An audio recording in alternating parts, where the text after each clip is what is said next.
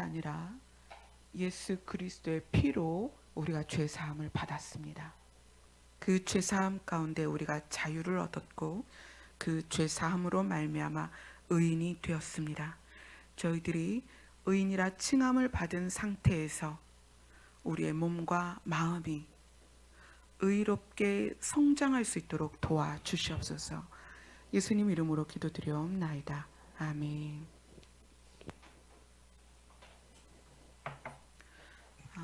오늘 본문은 시편입니다. 우리가 시편 지난주에 24편을 했죠. 오늘 시편 25편 1절부터 11절까지 보겠습니다. 시편 25편 1절부터 11절입니다.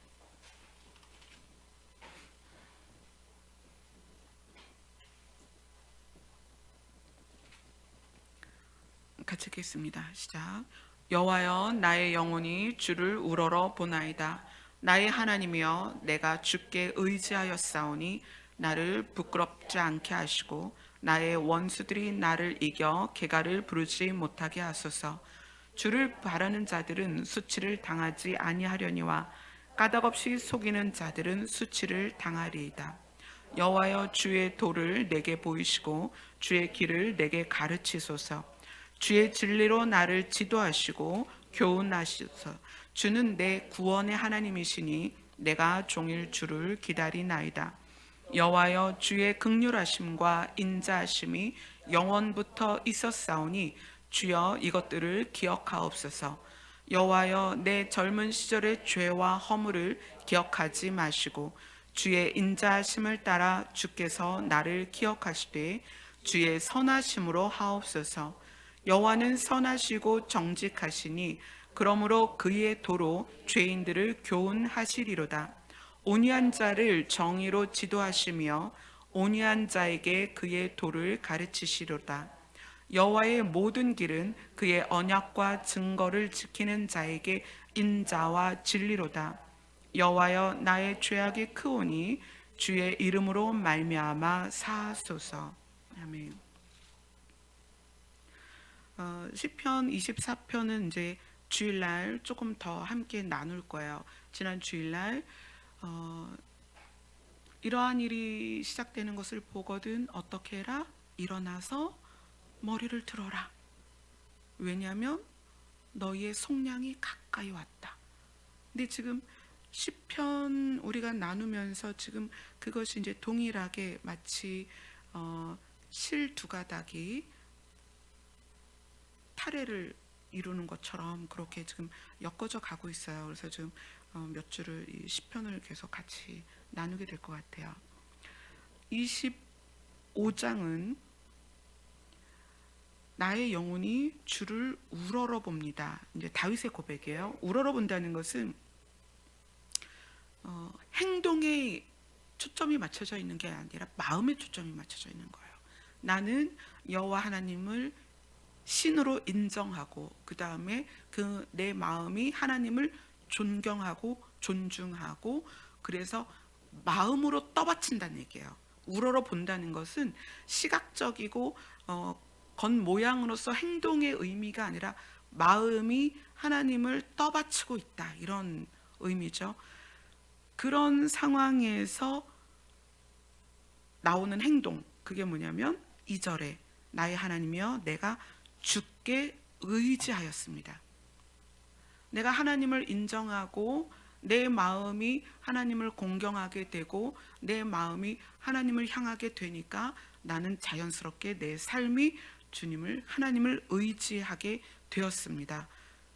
그러면 그 결과로 하나님은 나를 부끄럽지 않게 하시고 내 원수들이 나를 이길 수 없게 하실 것을 신뢰합니다. 근데 다윗이 계속 고백하는 거예요.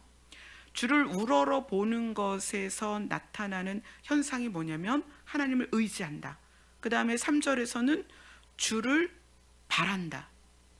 이 주를 바란다는 것을 제가 원어로 찾아봤어요. 어떤 의미로서 주를 바란다, 바라는 자들, 주를 바라는 자들. 근데 이 동일한 원어가 어디에서 반복돼서 쓰이냐면 주를 기다린다. 이렇게 표현이 돼 있더라고요. 그러니까 다윗이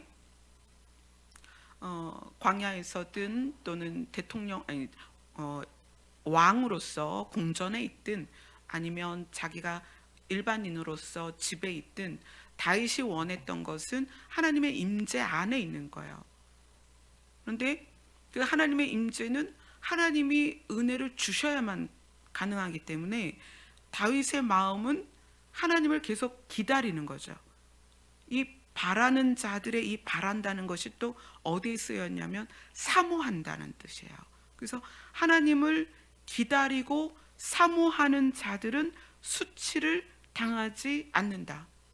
마치 지금 이제 예수님의 오심을 기다리는 우리 입장에서는 예수님을 기다리는 자들은 남겨져서 수치를 당하지 않을 것이라는 기대와 소망을 갖게 하는 거죠. 그런 자들, 하나님을 우러러보고 하나님을 의지하고 하나님을 기다리고 하나님을 사모하는 자들에게 하나님이 어떻게 하시는가? 그런 자들에게 하나님은 어떻게 하시는가? 4절을 같이 읽겠습니다. 시작.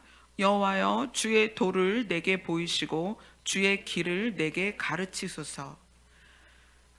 같은 의미를 반복시킨 것 같은데 조금 다르죠. 여호와의 도를 내게 보이시고 주의 길을 내게 가르치소서. 이거는 이론과 실제를 나에게 알려주셔서 이론도 알고 실제도 알아서 그렇게 살게 하여 주옵소서.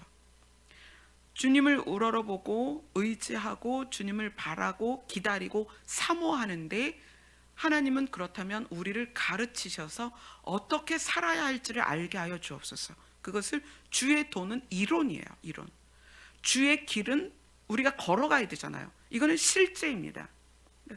이론과 실제가 나에게 부어져서 하나님을 우러러보고 의지하고 바라고 기다리고 사모하는 자의 삶을 살게 하여 주옵소서. 그래서 이제 5절이 나오는 거예요. 5절을 같이 읽겠습니다. 시작. 주의 진리로 나를 지도하시고 교훈하소서. 주는 내 구원의 하나님이시니 내가 주를 종일 기다리나이다.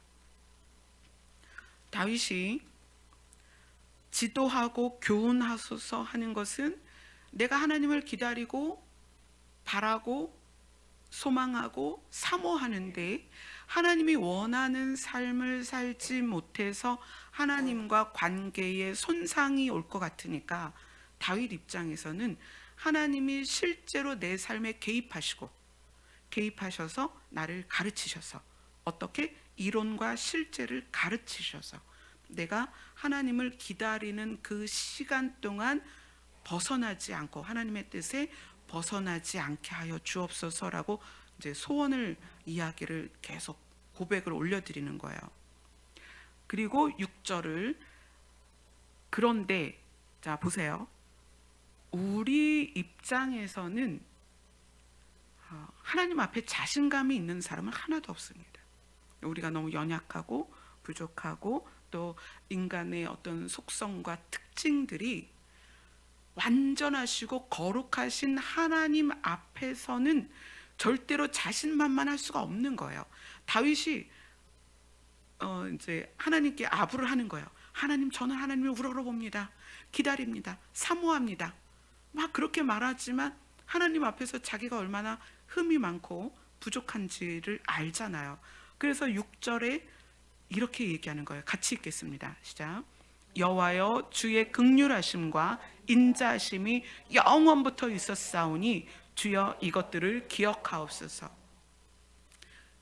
뭐에 의지하여 하나님께 자기를 가르치시기를 요구하는 거냐면 하나님은 원래부터 긍휼히 여기시는 분이다. 우리를 불쌍히 여기셨다. 그러니까 다윗 입장에서 말할게요. 하나님은 저를 불쌍히 여기셨잖아요.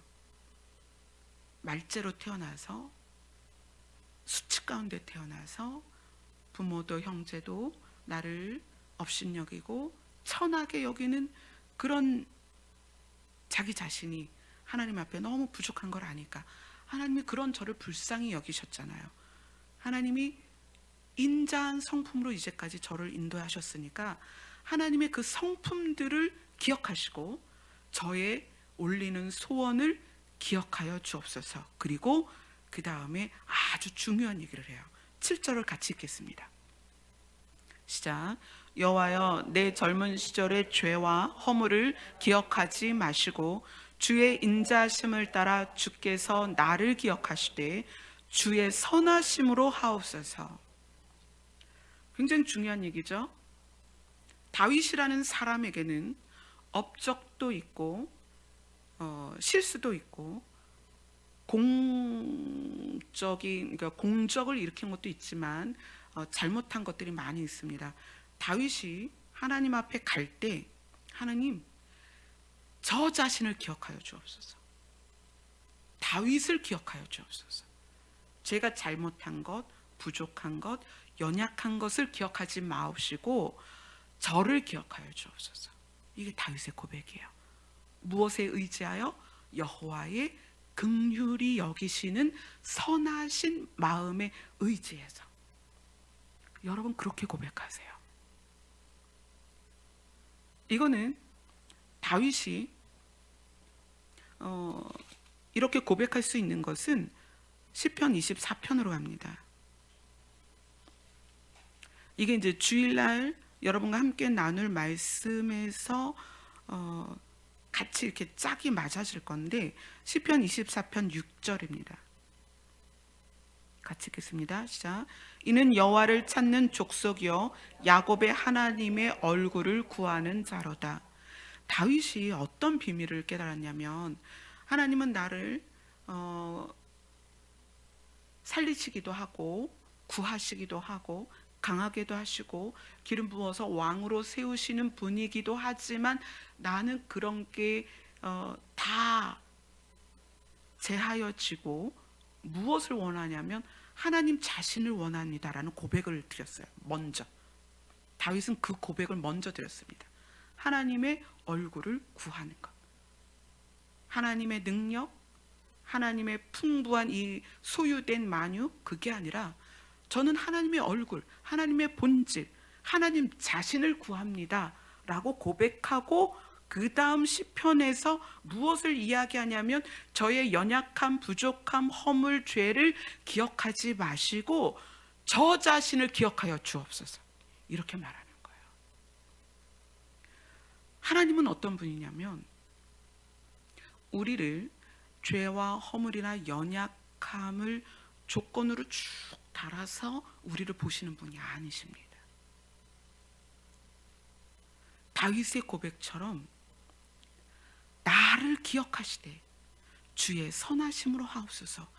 그것을 다윗은 알고 있는 거예요.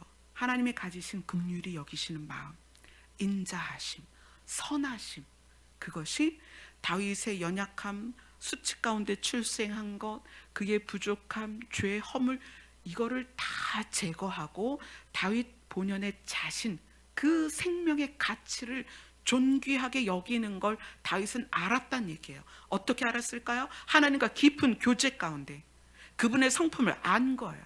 그래서 당당하게 요구하는 거예요. 저의 젊은 날의 죄와 허물을 기억하지 마시고 인자심에 기대어 제가 기도합니다. 어떻게? 나를 기억하여 주옵소서. 다윗 자신, 저의 가치를 하나님 아시니까 저를 기억하여 주옵소서. 그리고 8절을 이야기합니다. 8절을 같이 읽겠습니다. 시작. 여호와는 선하시고 정직하시니 그러므로 그의 도로 죄인들을 교훈하시리로다. 자, 이거는 어떤 부분이냐면 하나님은 선하신 것이 그분의 성품입니다. 그 다음에 정직하시다는 것은 하나님께서 이스라엘 백성을 향하여 내가 너희를 만들었고 너희는 나의 소유고 내가 너희들을 살릴 것이고 내가 너희의 남편이고 내가 너희의 창조주다, 뭐 이런 수많은 고백들, 하나님은 그렇게 고백하신 분이고 하나님 그 약속을 지키실 분이십니다. 그러므로 하나님의 성품이 그렇고 약속을 지키시는 분이므로 그분은 죄인들을 교훈하시리로다. 그의 말씀으로. 이 이야기는요, 여러분 평생 기억하셔야 됩니다. 여러분 스스로 저는 하나님의 백성입니다, 하나님은 나의 아버지입니다, 저는 하나님의 소유된 백성입니다 라고 고백하는 사람들이라면 이 말씀을 평생 기억하셔야 됩니다. 하나님은 우리를 향하여 너에게 이런 죄가 있으니까 나는 너를 심판할 거야 라고 다가오시는 것이 아니라 교훈으로서 우리를 어떻게 가르쳐서 우리를 바꾸기를 원하십니다. 이건 무슨 얘기냐면, 우리는 예수 그리스도를 통해서 신분이 바뀌었습니다. 예수 그리스도의 피로 말미암아서 어떻게 됐어요? 거룩한 나라가 됐고요, 왕 같은 제사장이 됐습니다. 우리의 신분이, 그래서 예수님이 그러셨잖아요. 너를 신이라 하지 않았느냐. 예수 그리스도로 말미암아 우리의 신분이 바뀌었습니다. 그러면 우리의 삶에 나타나는 것들은 근본적으로는 이거를 죄라고 말하는 것이 아니라 죄의 모양들인 거예요. 우리의 습관, 버릇, 우리 몸에 익어져 있는 타락한 본성들, 그것을 어떻게 하겠다? 교훈하시리라. 무슨 얘기예요? 고치게 도와주겠다는 거예요. 하나님은 죄에 대하여는 심판을 말씀하시지만 하나님을 바라보고 하나님을 우러러보고 하나님을 기대하고 하나님을 기다리고 하나님을 사모하는 자들에 대하여 우리에게 있는 죄의 모양들을 심판으로 다가오시는 것이 아니라 교훈으로 다가오신다. 아멘. 자, 우리 디모데후서로 갑니다.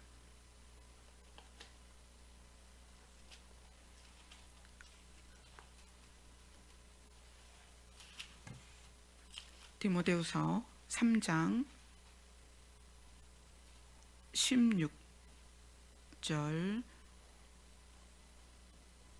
17절 같이 읽겠습니다. 시작. 모든 성경은 하나님의 감동으로 된 것으로 교훈과 책망과 바르게 함과 의로 교육하기에 유익하니 이는 하나님의 사람으로 온전하게 하며 모든 선한 일을 행할 능력을 갖추게 하려 함이라. 하나님의 말씀은 하나님을 아버지로 부르는 우리에게는 우리를 바르게 고쳐가는 교과서이고, 하나님을 믿지 않고 예수 그리스도를 통하여 죄사함을 받지 못한 자들에게는 심판이라는 거예요, 이 말씀이. 그래서 이 말씀을 우리가 어떻게 적용할 것인가에 우리는 이런 마음이 반드시 있어야 됩니다. 우리가 예수 그리스도의 피로 말미암아 죄 사함을 받았고 우리의 신분이 바뀌었다.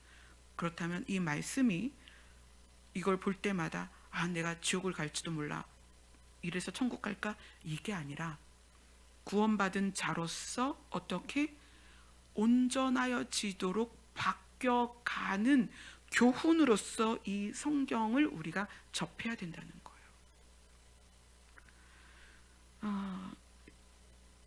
오늘 이 본문을 우리가 이제 지난주에 시편 24편을 나눴죠. 그리고 이제 오늘 시편 25편을 나누는데, 제가 외국에 계신 분하고 상담을 잠깐 했어요. 근데 거기는 이제 아이가 많이 아파요. 많이 아픈데 이제 교민 사회에 이제 교회가 있고 믿는 분들이 있으니까 이분이 어떤 분하고 연결이 됐는데, 그분이 아픈 아이의 엄마를 대하는 방법에 있어서 제가 경험한 거랑 똑같은 경험이 있는 거예요.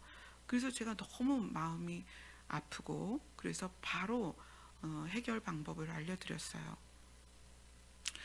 2015년에 찬미가 처음 아프기 시작했을 때요, 남편이 이제 생명이 꺼져가는 과정이었기 때문에 온통 거기에 집중되어 있다가 우리 큰아이가 아프니까 정말 정신을 차릴 수 없는 거예요.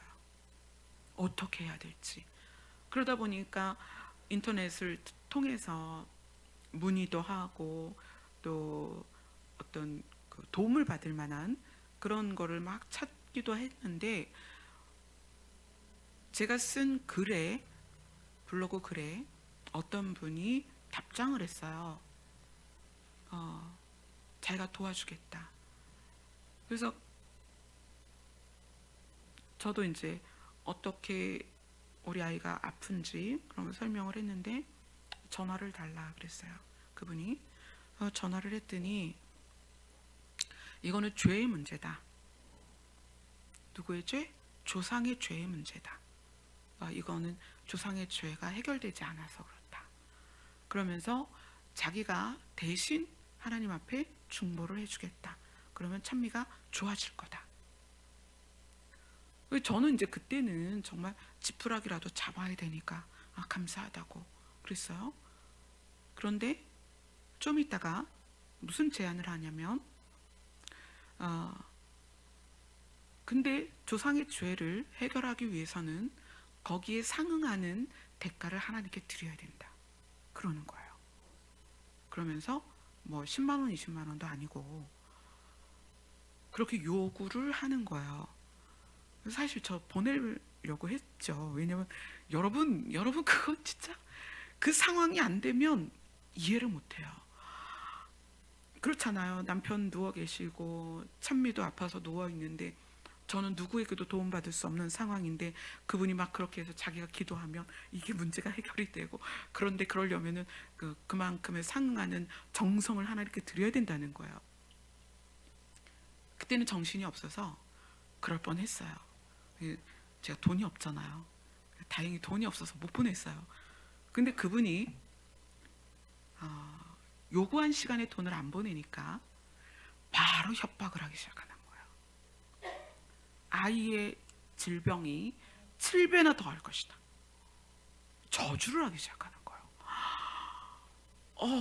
뭐 이런 사람이 다 있어. 그래서 이제 연락처를 차단을 했어요. 제 블로그에도 못 들어오게 하고 제 연락처도 차단을 하고, 그러면서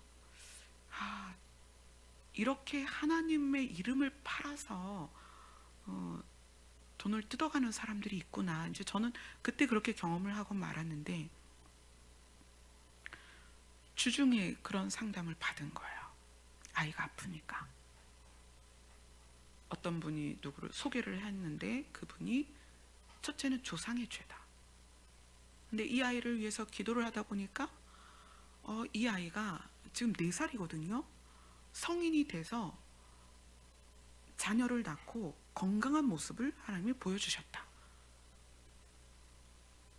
그리고 세 번째는 뭐겠어요? 내가 같이 기도를 해줄 건데 하나님께 정성을 드려야 된다. 이렇게 접근을 하는 거예요. 그래서 오늘 죄의 문제에 대해서 우리가 바르게 알고 여러분이 기준을 바르게 세워야 합니다. 많은 교회가, 많은 사역자들이 또는 양의 탈을 쓴 이리들이 성도들을 그렇게 협박하고 금품을 갈취합니다. 그 부분을 좀 나눠보려고 해요. 자, 히브리서로 갑니다.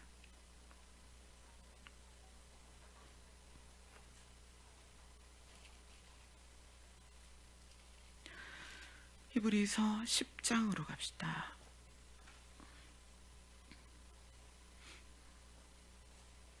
히브리서 10장 1절로 18절입니다. 길지만 여러분에게 꼭 필요한 내용들이 중간중간 있기 때문에 쭉 읽도록 할게요. 히브리서 10장 1절로 18절입니다. 시작. 율법은 장차 올 좋은 일의 그림자일 뿐이요 참 형상이 아니므로 해마다 늘 드리는 같은 제사로는 나오는 자들을 언제나 온전하게 할 수 없느니라. 그렇지 아니하면 섬기는 자들이 단번에 정결하게 되어 다시 죄를 깨닫는 일이 없으리니 어찌 제사 드리는 일을 그치지 아니하였으리요. 그러나 이 제사들에는 해마다 죄를 기억하게 하는 것이 있나니 이는 황소와 염소의 피가 능히 죄를 없이 하지 못함이라. 그러므로 주께서 세상에 임하실 때에 이르시되 하나님이 제사와 예물을 원하지 아니하시고 오직 나를 위하여 한 몸을 예비하셨도다. 번제와 속죄제를 기뻐하지 아니하시나니 이에 내가 말하기를 하나님이여 보시옵소서 두루마리 책에 나를 가리켜 기록된 것과 같이 하나님의 뜻을 행하러 왔나이다 하셨느니라. 위에 말씀하시기를 주께서는 제사와 예물과 번제와 속죄제는 원하지도 아니하고 기뻐하지도 아니하신다 하였고 이는 다 율법을 따라 드리는 것이라. 그 후에 말씀하시기를 보시옵소서 내가 하나님의 뜻을 행하러 왔나이다 하셨으니 그 첫째 것을 폐하심은 둘째 것을 세우려 하심이라. 이 뜻을 따라 예수 그리스도의 몸을 단번에 들이심으로 말미암아 우리가 거룩함을 얻었노라. 제사장마다 매일 서서 섬기며 자주 같은 제사를 드리되 이 제사는 언제나 죄를 없게 하지 못하였거니와 오직 그리스도는 죄를 위하여 한 영원한 제사를 드리시고 하나님 우편에 앉으사 그 후에 자기 원수들을 자기 발등상이 되게 하실 때까지 기다리시나니 그가 거룩하게 된 자들을 한 번의 제사로 영원히 온전하게 하셨느니라. 또한 성령이 우리에게 증언하시되 주께서 이르시되 그날 후로는 그들과 맺을 언약이 이것이라 하시고 내 법을 그들의 마음에 두고 그들의 생각에 기록하리라 하신 후에 또 그들의 죄와 그들의 불법을 내가 다시 기억하지 아니하리라 하셨으니 이것들을 사하셨은즉 다시 죄를 위하여 제사 드릴 것이 없느니라. 아멘. 이제 제사와 제물에 대하여 말씀을 드릴게요. 모세를 통하여 제사의 그 행위적인 규칙을 정하셨죠. 번제, 화목제, 속죄제, 여러 가지 기타 있습니다. 그때의 제사는 율법으로 정한 죄 하나하나마다 적용이 돼야 돼요. 그래서 매일 드리는 제사가 있었고 주에 드리는 제사가 있었고 1년에 한 번 드리는 제사가 있었고 이렇게 죄를 지으면 또 제사를 드렸고 그 제사는 그 사람에게 속한 죄와 1대1의 관계예요. 그래서 요 죄는 이렇게 제사를 드려야 되고 이것을 속하기 위해선 이거를 해야 되는 그런 제사의 행위가 있었어요. 만약에 한 번의 제사로 그 죄를 다 사할 수 있었다면 매일 제사를 드릴 필요가 없었죠. 그러나 그들에게 매일 드리는 제사가 필요했다는 것은 사람들의 매일 행해지는 죄에 대하여 해결할 방법이 없었던 거예요. 그래서 매번 그 죄를 제사를 통해서 해결을 했었습니다. 그런데 지금은 예수님께서 오늘 말씀대로 단번에라는 말씀으로 내가 단번에 드려져서 어떻게 영원히 한 번의 제사로 온전하게 하셨다. 예수님 한 분이 우리를 지으신 신이신 분이 신의 생명을 버려서 인류의 죄를 한 번에 사하셨다. 그래서 뭐라고 얘기하세요? 다시는 기억하지 아니하리라. 자, 이거는 이제 구별이 돼야 되죠. 누구에 대하여? 하나님을 신이라고 인정하고 그분의 아들이신 예수님이 나의 죄 때문에 죽으셔서 그분의 피로 말미암아 내 죄가 사함을 받았다라고 믿으면 그 믿음으로 인해서 죄의 문제는 완전히 해결이 되는 것이에요. 뭐라고 말씀하세요? 오늘 17절에 그들의 죄와 그들의 불법을 내가 다시 기억하지 아니하리라. 다윗의 고백이 뭐예요? 저의 허물은 기억하지 마옵소서. 나만 기억하여 주옵소서. 그럼 우리가 예수 그리스도의 피로 어떤 효과를 얻게 되었냐면 하나님은 그리스도의 피로 통과된 자들에 대하여는 죄에 대하여 말씀하지 않는다는 거예요. 그러나 죄의 모양이 우리에게 남아있기 때문에 말씀을 통해서 교훈으로, 책망으로, 바르게 함으로 교육을 하시는 거예요. 그건 그렇게 하면 안 돼. 이건 이렇게 해야 돼. 그러지 마.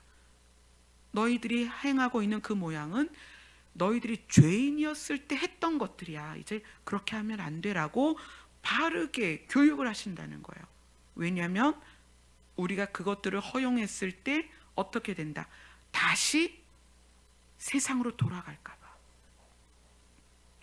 바울의 동역자들과 바울을 따르던 사람들 중에도 어떻게 됐어요? 세상이 좋아서 돌아갔잖아요. 우리의 죄의 모양들은 세상의 속성을 가지고 있기 때문에 이것을 고쳐가지 않으면 우리가 다시 세상이 좋아서 예수님을 버릴 수 있다는 거예요. 여러분, 예수님 버리지 못할 것 같아요? 버릴 수 있어요. 우리는 우리 평생에 예수님을 버리지 않을 것 같지만 세상 풍조가 나날이 강하게 우리에게 밀려 들어와서 나중에 우리가 마음이 둔하여지면 그땐 예수님을 버릴 수도 있다는 거예요. 그래서 죄의 모양은, 죄는 그 모양이라도 다 버리라는 거예요.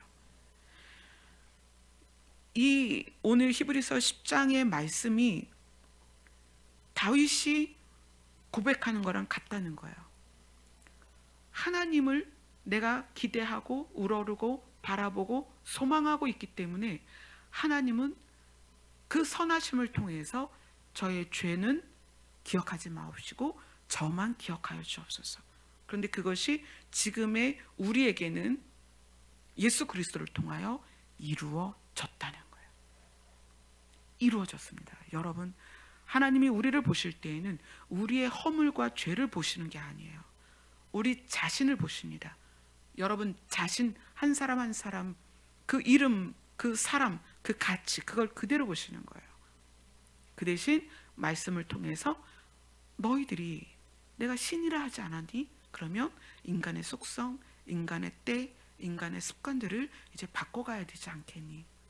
믿지 않는 자에게는 이 말씀이 심판의 말씀이지만 예수 그리스도를 통과한 자들에게는 이 말씀은 우리를 교정시키고 교육시키는 말씀이라는 것을 여러분이 믿으셔야 됩니다.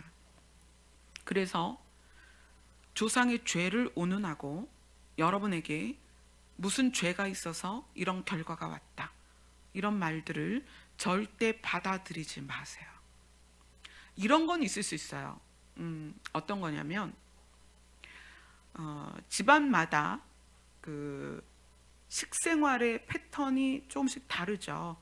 채식을 위주로 먹는 가족도 있겠지만 육식을 주로 하는 가족이 있고 또 매운 걸 좋아하는 가족들이 있어요. 그러면 식생활에 의해서 우리의 체질과 건강이 바뀔 수 있습니다.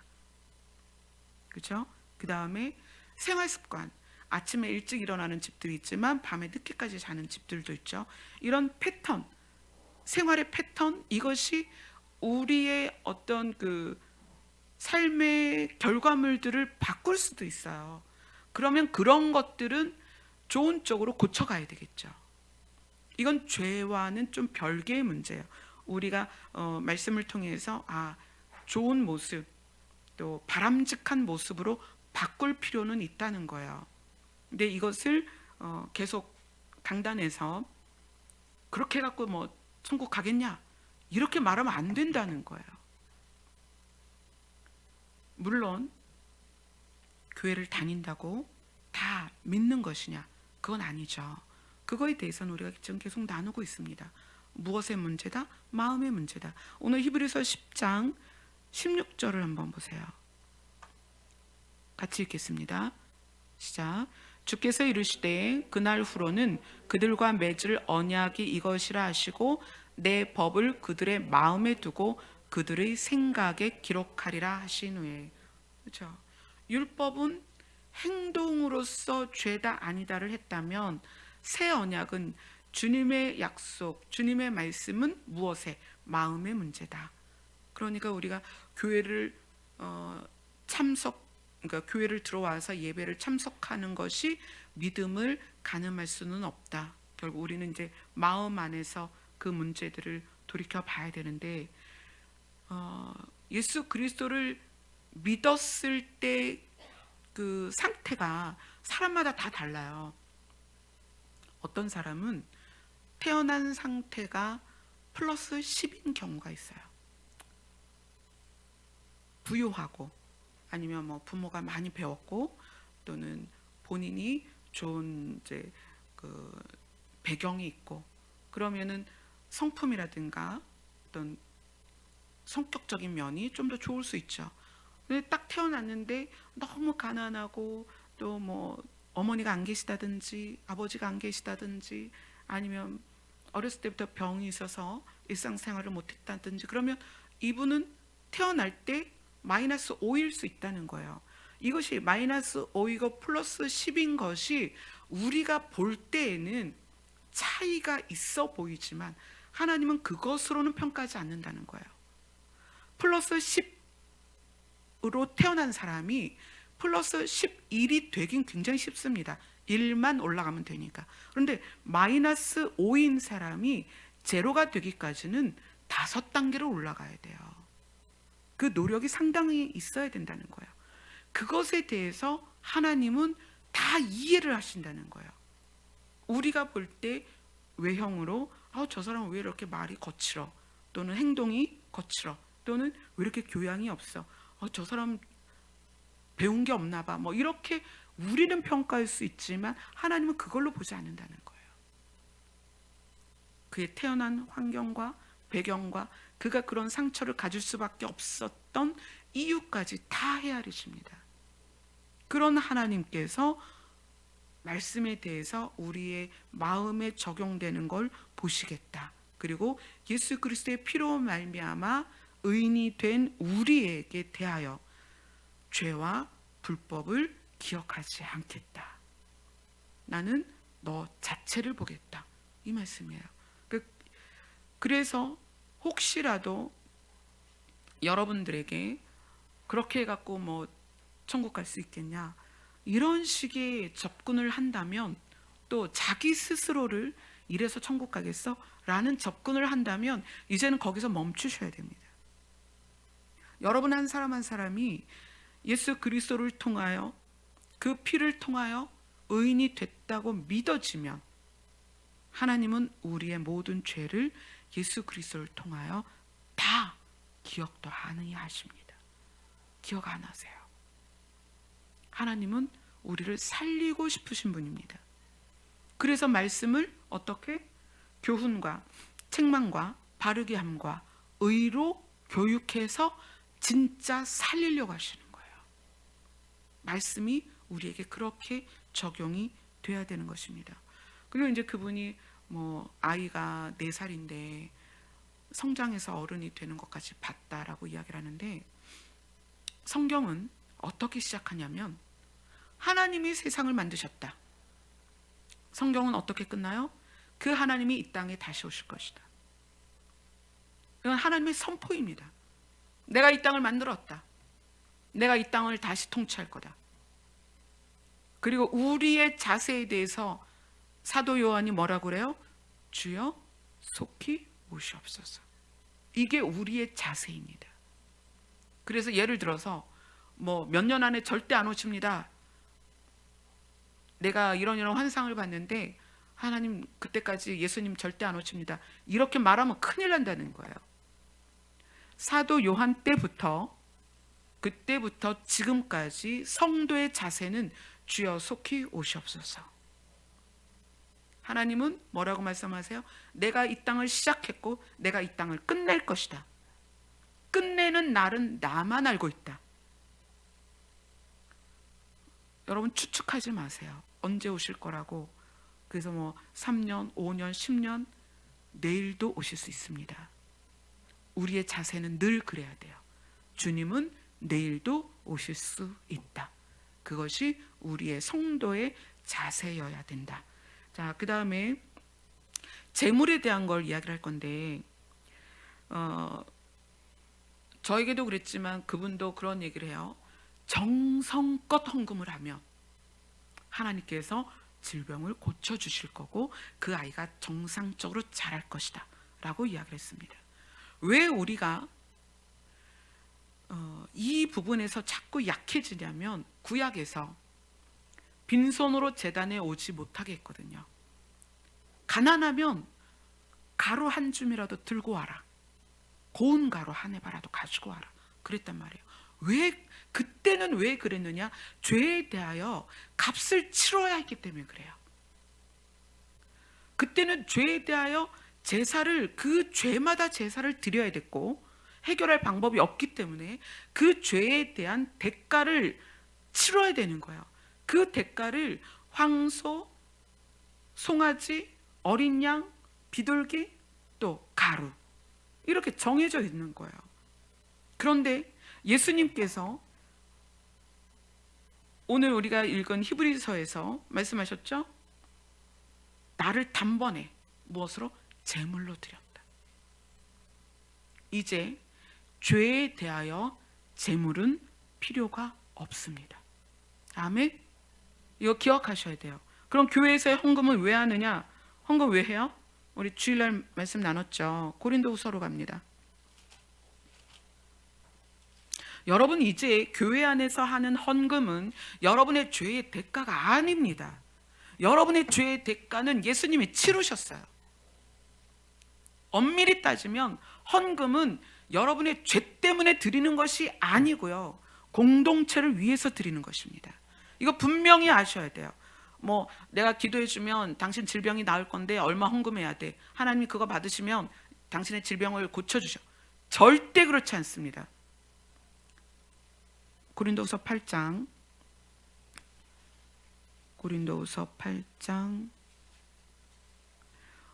원래 읽으실 때 여러분 이제 집에서 읽으실 거면 1절부터 쭉 읽으세요. 그러면 이제 더 아실 거예요. 그런데 여기서는 지금 고린도후서 8장 12절부터 15절까지 같이 읽겠습니다. 자, 할 마음만 있으면 있는 대로 받으실 터이요 없는 것은 받지 아니하시리라. 이는 다른 사람들은 평안하게 하고 너희는 곤고하게 하려는 것이 아니요 균등하게 하려 함이니, 이제 너희의 넉넉한 것으로 그들의 부족한 것을 보충함은 후에 그들의 넉넉한 것으로 너희의 부족한 것을 보충하여 균등하게 하려 함이라. 기록된 것 같이 많이 거둔 자도 남지 아니하였고 적게 거둔 자도 모자라지 아니하였느니라. 연보에 대해서 명확하게 말해주는 거예요. 할 마음만 있으면 있는 대로, 만약에 마음이 없으면 받지 않으신다는 거예요. 여러분, 마음 없는 헌금하지 마세요. 체면 때문에 안 하셔도 됩니다. 여러분의 죄의 대가는 예수님이 치르셨어요. 이제는 제사를 드리는 게 아니라 우리를 죄 가운데에서 건지셨기 때문에 감사를 드리는 게 예배입니다. 이거는 제사가 아닙니다. 그리고 제물도 이제는 드릴 필요가 없습니다. 예수 그리스도가 완전히 해결하셨어요. 그러면 왜 우리가 헌금을 하느냐? 공동체를 살리기 위한 거예요. 공동체가 매주 소비되어져야 되는 이런 물질들을 써야 되고, 연약한 자들을 돕고 아픈 자들을 위해서 쓰고, 이게 연보의 진짜 의미입니다. 이건 절대 재물이 아니에요. 그래서 혹시라도 여러분에게 죄를 거론하면서 헌금을 해야 그 부분이 해결된다 라고 얘기하면 다시는 그런 사람하고 만나지 마세요. 연락을 끊으세요. 하나님 그런 분이 아니십니다. 예수 그리스도를 통하여서 충분히 값을 치르셨습니다. 어떤 값이에요? 아들의 값을 치르셨습니다. 이제 하나님은 우리에게 헌금을 받으실 필요가 없어요. 재물이 필요치 않다는 얘기예요. 그래서 우리 교회에게 하나님이 원하시는 게 뭐예요? 너희 자신이 내 앞에 드려졌으면 좋겠다. 너희의 마음을 나에게 줘라. 그래서 우리가 드리는 예배를, 나를 드리는 예배를 지금 하고 있는 거예요. 이것을 가지고 교회들이 마치 헌금 많이 하면 복을 받을 것처럼 죄의 문제가 해결될 것처럼. 옛날에 천국에 가려면 천국 가는 티켓을 사야 된다 그러고 돈으로 면죄부가 있었죠. 면죄부라는 건 정말 말도 안 되는 거죠. 누가 그것을 담당하셨어요? 예수님이 우리의 면죄부가 되십니다. 예수님의 피가, 예수님의 생명이 우리를 위한 제물이 되셨다는 거예요. 우리는 지금 드리는 헌금은 제물의 개념이 아닙니다. 이런 기본적인 기준들이 희미해졌기 때문에 미혹되고 사역자들이 성도를 협박하고 죄책감을 갖게 하고, 여러분 일상을 살면서 넘어질 수도 있고 뼈가 부러질 수도 있고 감기가 걸릴 수도 있죠. 그럼 꼭 그거 가지고 연결하잖아요. 뭐 죄 때문에 그렇다, 회개 안 된 게 있어서 그렇다, 헌금을 안 해서 그렇다. 하나님이 그런 분이세요? 여러분 헌금 안 했다고 길 가는데 넘어뜨려서 다리 분질르고 그러세요? 하나님이? 만유가 하나님 것이에요. 헌금의 액수와 믿음은 상관이 없습니다. 뭐와 상관이 있을까요? 헌금의 액수는 형편과 상관이 있는 거예요. 내가 형편이 돼서 많이 드릴 수 있으면 드리는 거죠. 내가 형편이 안 돼서 드릴 수 없으면 드릴 수 없는 거예요. 그건 형편의 차이지 믿음의 차이가 아니란 말이에요. 그걸 믿음의 차이라고 얘기하니까 카드빚 내가지고 빚 저당 잡혀서 대출받아서 헌금하는 거 아니에요. 하나님께 드리는 제물은 예수님으로 충분합니다. 신이 인간을 위해서 신의 생명을 드렸습니다. 그걸로 충분한 거예요. 제가 그분과 상담하면서 제가 찬미와 겪었던 일들이 생각이 나는 거예요.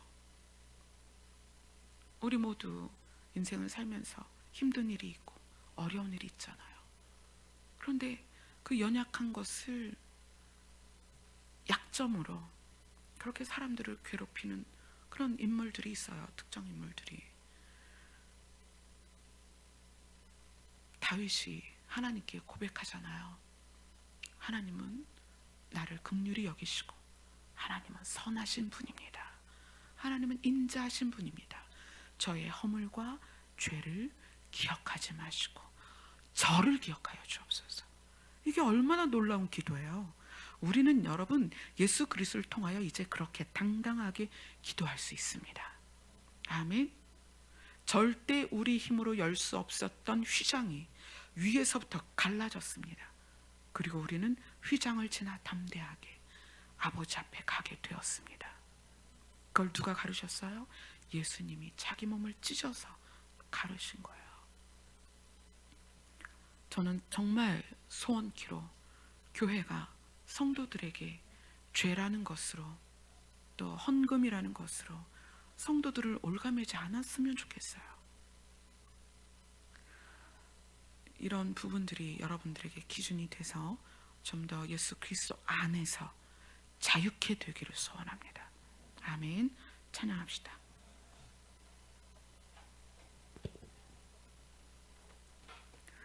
(325장입니다)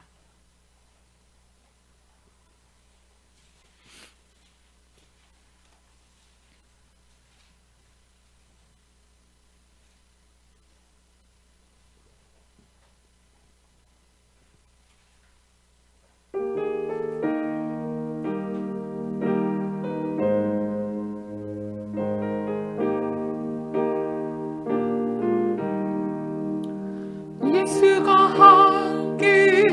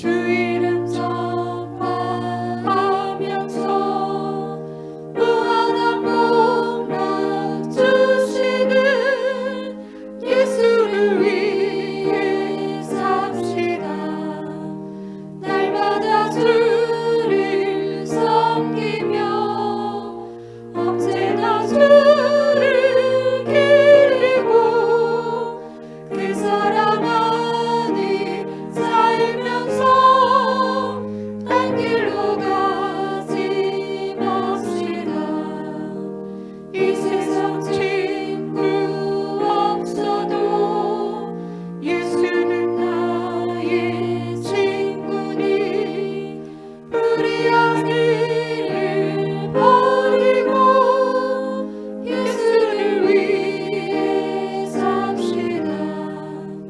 날마다 주를 섬기며 언제나 주를 기리고 그 살아가는 살면서 딴 길로 가지 맙시다. 주께서 심판하실 때 잘했다 칭찬하리니 이러한 상은 받도록 예수를 위해 삽시다. 날마다 주를 섬기며 언제나 주를 기리고 그 사랑 안에 살면서 딴 길로 가지 맙시다. 아멘. 하나님은 우리를 보실 때 여러분이 뭘 잘못했는가, 어떤 연약함이 있는가, 그걸 따지면서 보시는 분이 아니에요. 여러분은 이미 예수 그리스도를 통하여서 값이 치러진 하나님의 자녀입니다. 우리가 자녀를 볼 때 그냥 보는 것만으로 너무 좋잖아요. 하나님은 우리를 그렇게 귀하게 여기십니다. 다윗이 그걸 알았기 때문에 그렇게 고백을 한 거예요. 저의 죄와 허물을 기억하지 마옵시고 저를 기억하여 주옵소서. 하나님이 그렇게 하실 걸 알기 때문에 그렇게 기도한 거예요. 오늘 이 시간에는 좀 더 깊이 하나님과 그 마음과 마음이 맞닿는, 또 하나님의 어깨에 기대는 그런 시간이 좀 되셨으면 좋겠습니다. 아멘. 기도하겠습니다.